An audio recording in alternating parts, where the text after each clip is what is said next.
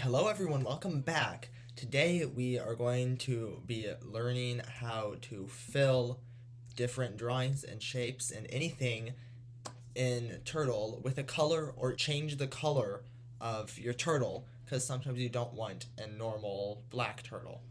So let's start with changing the color. So to change the turtle's color, you want to put Cody, of course, replace it with the name of your turtle, dot color, and then inside of the parentheses, the name of the color.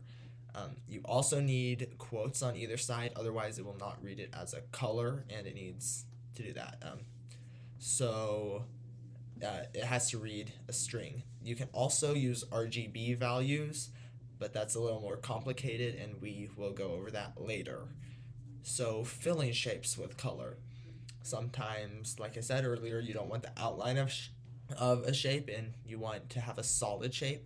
So to do that, you can use Cody.beginfill, remember the underscore, at the beginning of whatever you want to fill, and then put Cody.endfill at the end of where you want to stop filling. And that will fill in your shape with the last color that the turtle used. So that's all for this video. Good luck coding and see you next time.